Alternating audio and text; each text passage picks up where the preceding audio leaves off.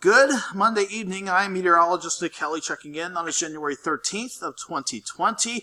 We have some morning fog across parts of the area. Then we brighten things up. That really helped temperatures warm up today, making for a nice start to the work week and school week. We'll have to put up a fog again tonight and going into your Tuesday before we can try and warm things up again. Then our attention will shift to rain chances on the way, maybe some wintry weather too. Let's start like we always do, though. We'll look at our time-lapse of Indigo Sky Casino and Resort just outside of Seneca, Missouri. To start today, I think the area just avoided the worst of the fog that managed to develop this morning, but you had to deal with some morning clouds. At the very least, the rest of the day looks great with plenty of blue skies peeking out behind the clouds there. As far as temperatures go, certainly an improvement compared to yesterday. We hit the upper 40s on your Sunday. We dropped to about 30 this morning and then pushing into the upper 50s. I think we actually hit a high of 59 at Joplin Regional today. 7th range line during the 10 o'clock hour, showing any traffic still on the east side of the city. Pretty slow and pretty easy going. Otherwise, skies above are still looking quiet. But temperatures have gotten cool. 49 at the Joplin Regional Airport just at the 10 o'clock hour. South-southwesterly wind at 13. That breeze is going to eventually die down, but it is encouraging the humidity to climb back up, sitting at 71%.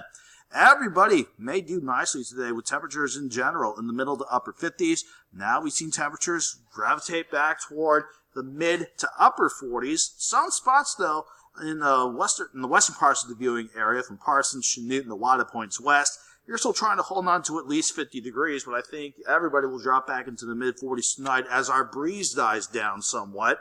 It was a bit of a good breeze throughout the day, though.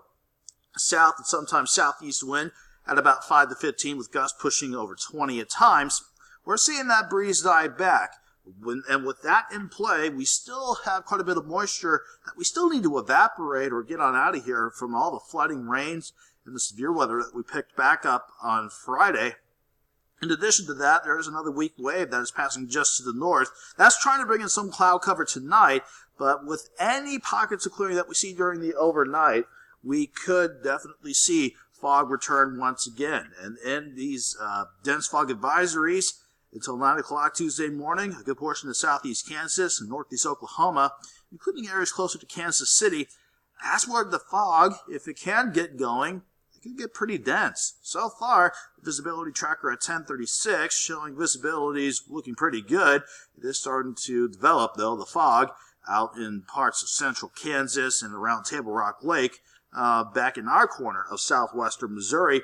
As the fog gets going throughout the night, areas of fog that do develop, it's going to really get dense, especially as we head toward the start of the morning drive. For example, 6 a.m., the visibility tracker wants some of these areas to see visibilities drop down to about 1/4 of a mile to 3/4 of a mile.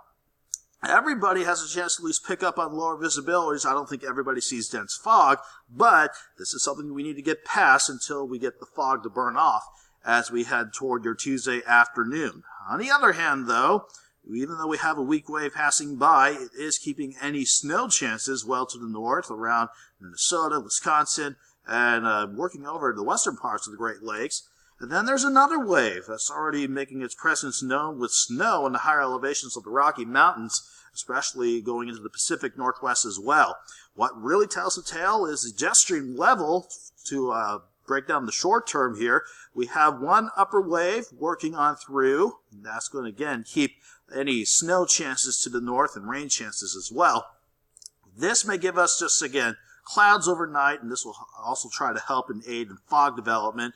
Then we'll see this second wave, this upper wave, coming out of western Canada. That will quickly come on down the chute and try to give us some somewhat better rain chances as we head toward Wednesday morning. I don't think we need to worry about any rain chances for tonight. It looked that way at first, but now we're gravitating toward a night and a Tuesday morning where we'll have to deal with some clouds, some areas of fog, even some dense fog. And if you had to twist my arm, maybe a few random areas of very light drizzle. Otherwise, it's going to be a cool night and a cool start for your Tuesday morning. As overnight lows, for the most part, drop back into the lower to middle 40s. I still expect the fog, if it can develop overnight, to burn away As soon as we get Tuesday afternoon underway, that should allow sunshine to get us back near 50 by lunchtime and pushing into the lower, if not middle 50s as we go into Tuesday afternoon. Now, temperatures tomorrow will be dependent on how fast we can get rid of any fog that can develop during the morning. If it can burn away as expected, we don't have to deal with any stubborn fog trying to hold on. We should, around Joplin at least, start at 44, go to 51 by noon, and afternoon highs right around 56. I think everybody, though, is fair game to at least go back into the lower to middle 50s for Tuesday afternoon. Then, that second wave that we're watching coming out of Canada, it quickly comes in Tuesday night, going into Wednesday morning. We'll see mostly cloudy skies return once again. I'm not too worried about fog going into Tuesday night or Wednesday morning, though. I think this wave has more moisture to work with, so we'll have to watch for some scattered showers as we go into your Wednesday morning. Thankfully, though, once we get past Wednesday morning and the rest of Wednesday afternoon, it's looking pretty calm. We'll keep things dry for Wednesday afternoon and evening, although skies will stay mostly cloudy.